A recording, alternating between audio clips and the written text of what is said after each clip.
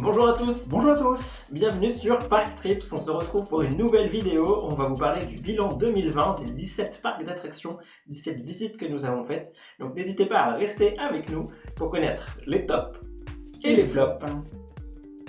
On se retrouve juste après le générique.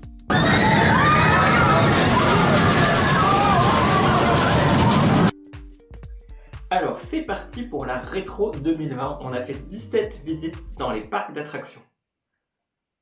C'est quand même énorme. 17 visites malgré la crise, malgré ce qui se passait avec le coronavirus. On est quand même allé pratiquement chaque week-end de faire 1 à 2 parcs d'attractions. Parce que souvenez-vous que le début de saison a été un petit peu reporté. Souvenez-vous aussi que la fin de saison elle a été finalement vite arrêtée au moment d'Halloween. Et donc revenons sur ce bilan. Alors, nous sommes allés à Disneyland Paris. Bon, Disneyland Paris, je vous avoue que ça fait partie des parcs qu'on a le plus visités en 2020. Forcément, on y est allé 3 fois de mémoire. 4 fois même. 3 fois pour toi, 4 fois pour moi. Donc on y est allé en janvier, en mars. On a également fait Efteling en juin. On a fait le parc Astérix en juin. Et on a continué avec le Fleury.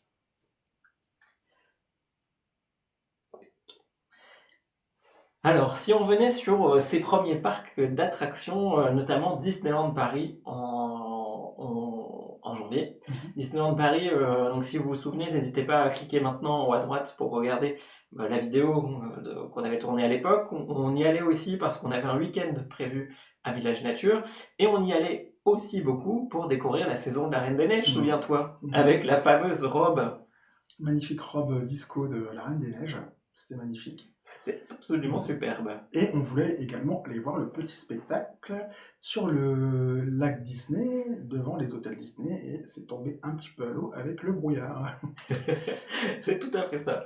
Donc là, je vous ai remis une photo d'un des chars, mais en fait qui était le seul char de la saison Reine des Neiges 2.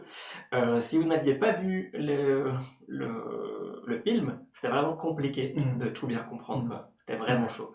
En plus, sur la soirée, le brouillard est tombé autour du lac pour voir le spectacle. C'était pas forcément évident, quoi. On n'a rien vu. On entendait la musique et on voyait des petits flashs lumineux devant nous. C'est tout ce qu'on a vu. C'est ça. Néanmoins, une excellente journée, et c'est lors de cette journée qu'on a rencontré Clément, que vous voyez régulièrement, soit dans les vidéos ou dans le chat. Lors des lives. Voilà. Exactement, merci. Continuons, on n'est pas revenu sur Mars, c'était Disneyland Paris également. Mais si, à Disneyland Paris, c'était le dernier jour d'ouverture du parc. On a vraiment eu de la chance. Et le lendemain, c'était fermé.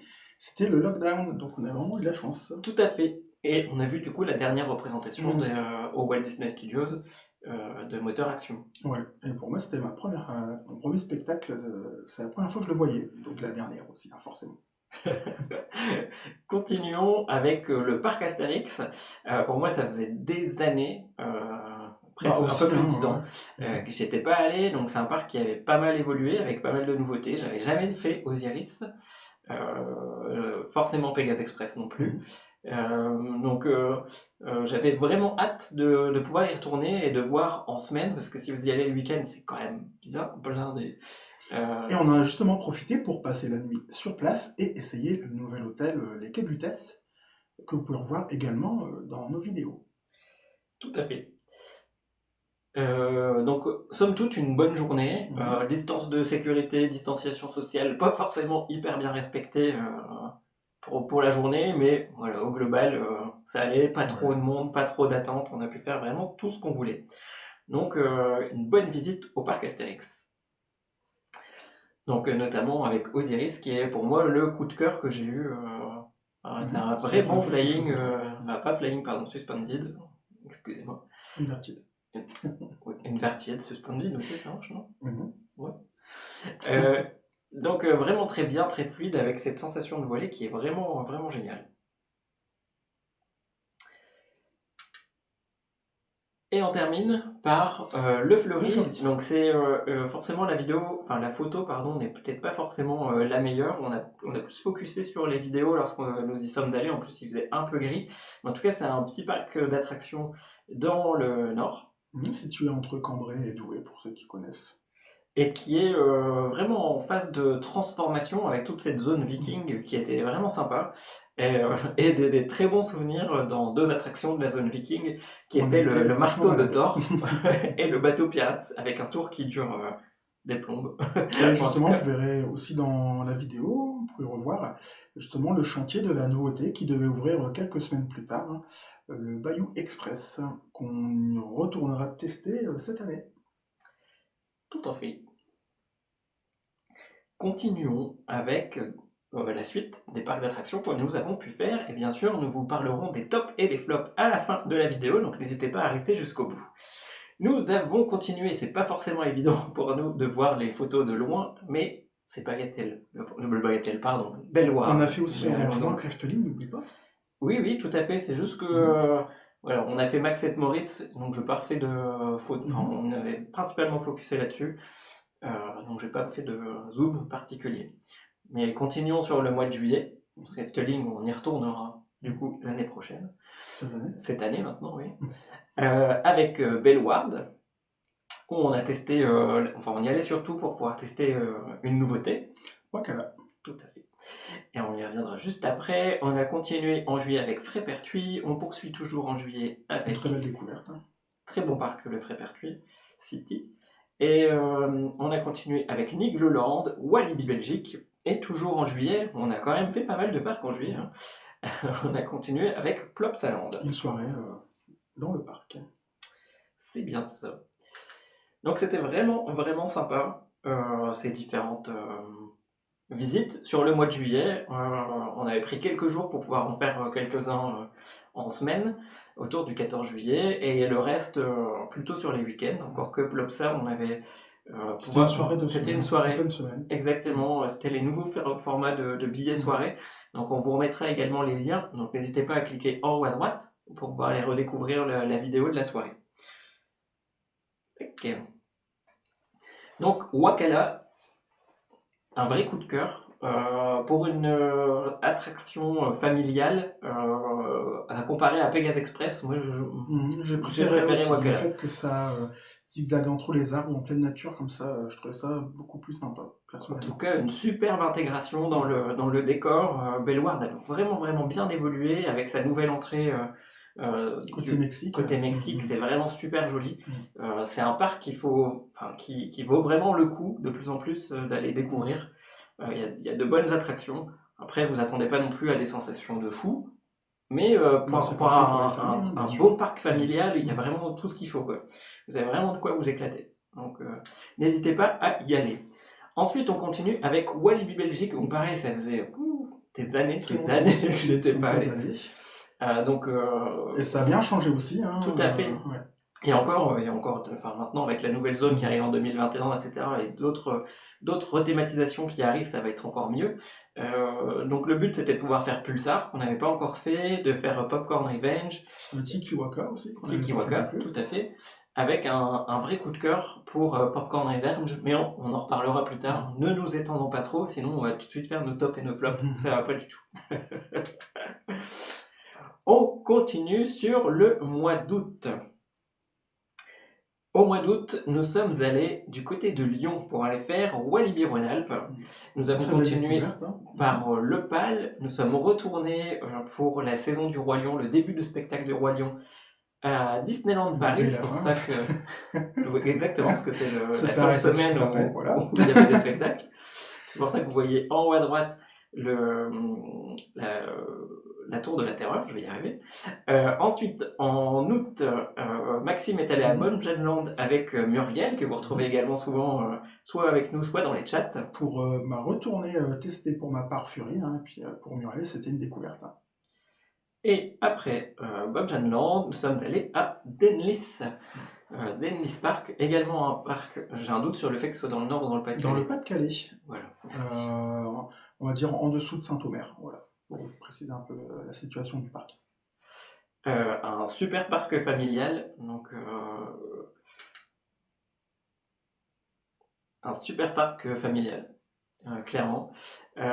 Si on revient un peu sur chacun des parcs qu'on a pu voir sur la deuxième partie de l'été. Donc le premier, Walibi-Rhône-Alpes, avec une rethématisation et on vous repartagera, je vais y arriver, des photos de ce qu'ils sont en train de faire, parce qu'en fait ils avaient mis en place les nouvelles attractions, notamment le Steamboat, enfin la nouveauté 2020, Airbots. Airbot, Mhm. voilà. Parce qu'ils ont mis un Steamboat à côté. C'est pour ça que je me confonds. En tout cas, la décoration était totalement terminée et là, ils sont en train d'être terminés. Donc, c'est plutôt pas mal hein, du côté de Walibi Rhône-Alpes de mettre en place ces attractions et de continuer toute la thématisation un Mhm. peu après. Ça leur permet d'ouvrir des nouveautés assez vite, mais de continuer cette immersion. Donc c'est vraiment sympa. On vous partagera des photos de ce qui arrive pour cette nouvelle saison 2021, principalement autour de la déco. Superbe parc. Moi, j'ai vraiment bien aimé. Un bon rapport Mhm. Une très qualité-prix. belle découverte, ouais. Donc c'était vraiment canon. Ensuite, on continue avec le PAL. Vous voyez une photo actuellement de Yukon Quad. Mhm. C'était aussi un joli parc Un d'attractions. très Après, gros coup de cœur sur cette montagne russe pour ma part. et le parc vraiment joli avec des endroits qui mériteraient d'être un petit peu rénovés, des endroits qui sont plus sympas, un peu plus Mhm. modernes, on va dire, mieux décorés. En tout cas, un parc qui vaut vraiment le coup d'aller enfin, vraiment le coup Découvrir, d'aller bien sûr. découvrir, bien sûr. Surtout avec leur nouvel hôtel Savannah Réserve. Tout Vous à pourrez fait, avoir la qui est possibilité de dormir juste à côté de voilà, d'une des savane. animaux Voilà. d'Afrique. Mhm. Donc vraiment sympa si vous avez envie d'une expérience un peu comme ça. Il y a également des lodges On vous a d'ailleurs autour d'un préparé lac. un article dessus, vous pourrez consulter justement. Donc un vrai joli petit parc à aller découvrir, qui se trouve à peu près à 2 heures de Lyon pour le situer, à l'ouest de Lyon. Donc vraiment sympa. On continue avec nos parcs un peu plus régionaux, avec Denlis Park. J'y étais jamais allé, c'était la première fois que j'allais découvrir ce parc. Et honnêtement, on a passé une super journée. Déjà, les météos étaient là alors que c'était le mois de septembre, donc ça c'était quand même canon. On a eu la chance de rencontrer le dirigeant du parc, Mhm. donc c'était aussi sympa d'avoir des informations exclusives, puis d'échanger avec des personnes en général, les dirigeants de petits parcs, donc c'était aussi le cas pour le Fleury, sont des gens qui sont hyper passionnés, donc c'est passionnant aussi de parler avec eux. Enfin, vraiment des échanges hyper enrichissants. Et ce parc, bah, pour les familles, il est vraiment idéal. Quoi, Mhm. pour, si vous êtes vraiment situé pas trop loin. Il n'est pas très étendu, toutes les attractions sont les unes à côté des autres, et vous en avez vraiment pour tous les goûts. Donc c'est vraiment un très beau petit parc. Les décors ils sont sympathiques, tout est bien entretenu, et il progresse très bien. Ouais, tout à fait, avec des nouveautés qui Mhm. arrivent. Tous les ans, il y a des nouveautés, Ouais, et pratiquement. une super nouveauté qui arrive dans pas longtemps. Dans pas longtemps, on On va n'en sait pas voir encore, mais exactement, voilà. parce qu'avec la crise, c'est Mhm. compliqué pour tout le monde. Mais en tout cas, c'est vraiment un joli petit parc bien sympa. Continuons sur septembre et octobre, avant la fermeture des parcs d'attractions juste à la saison d'Halloween. Donc en septembre, nous sommes allés au Parc Saint-Paul, c'est pour ça que vous voyez l'entrée là de Wood Express, Oui, c'est ça. voilà, si C'est je ne ça, c'est m'abuse. ça. Et enfin, je suis allé, parce que Maxime n'était pas présent, il était en formation en octobre 2020 à Disneyland Paris pour aller voir la déco et la saison d'Halloween. Donc encore une fois, n'hésitez pas à aller regarder aussi sur la chaîne les différentes Vidéo. vidéos. Tout à fait. Euh, le parc Saint-Paul, donc, qui est malheureusement connu plutôt pour les Les accidents, incidents voilà. qui s'y produisent, c'est un parc situé à proximité de Beauvais, qui change aussi plutôt pas mal. Et encore une fois, il y a des zones qui sont Bah, assez vieillotte, vieillissantes hein, voilà, ouais, ouais. et des zones qui commencent à être plutôt sympas, avec Wood Express qui est vraiment une montagne russe qui vaudrait le coup d'installer un peu Ouais, partout. un très bon petit coup de cœur pour cette montagne russe aussi cette année, enfin l'année dernière, pardon. C'est parti de mon petit top de l'année dernière. Donc voilà, un parc plutôt familial, on va dire. Euh, Accessible avec vraiment des tarifs d'entrée vraiment très accessibles, hein, c'est tout vraiment à pas fait. cher du tout. Ouais. Même les repas sur place, voilà, c'est vraiment très attractif, quoi. Ouais, pour le rapport qualité-prix, Mhm. en effet, Il est c'est très plutôt très pas bon. mal. Donc Ouais. si vous avez une famille avec plutôt des enfants, parce qu'il y a aussi pas mal d'aires de jeu, ça c'est bien. Il n'y en a Ouais. pas assez, je trouve, dans les parcs d'attractions. Après, il y a l'événement Covid, encore une fois, qui fait que pas mal des aires sont fermées, les aires de jeu.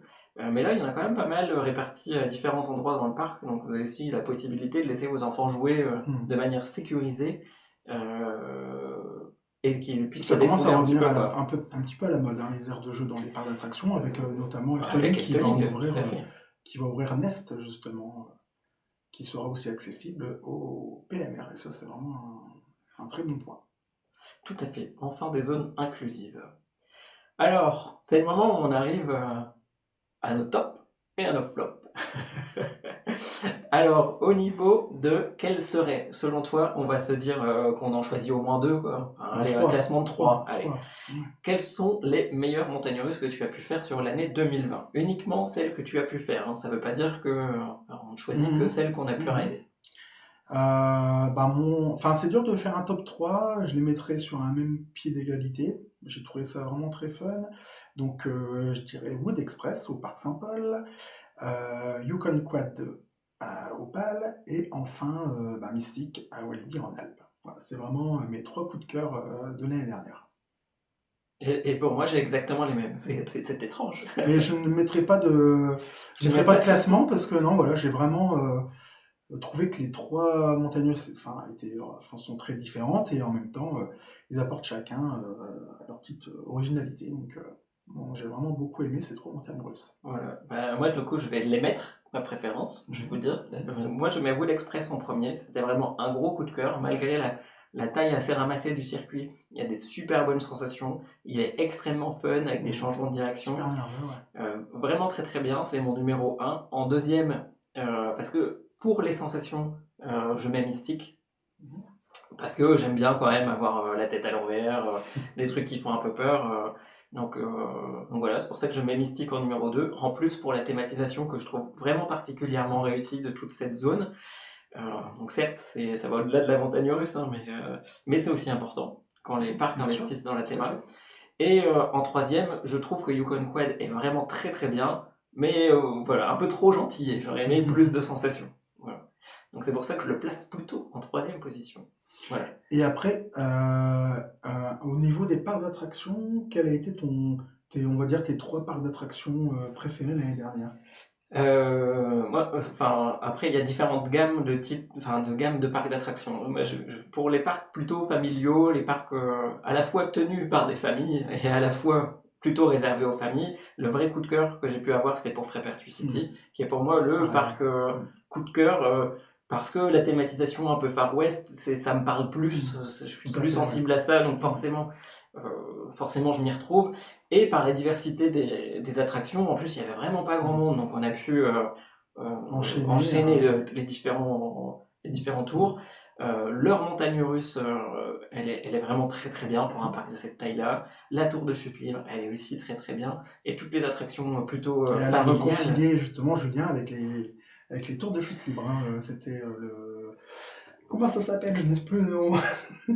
Je ne sais plus le nom de la chute, de la tour Moi de non chute. plus, là, comme ça ne me revient pas. Mais en tout cas, la tour de chute avec le bonhomme Tesla devant, Tulsa, pardon, Tesla, c'est des voitures.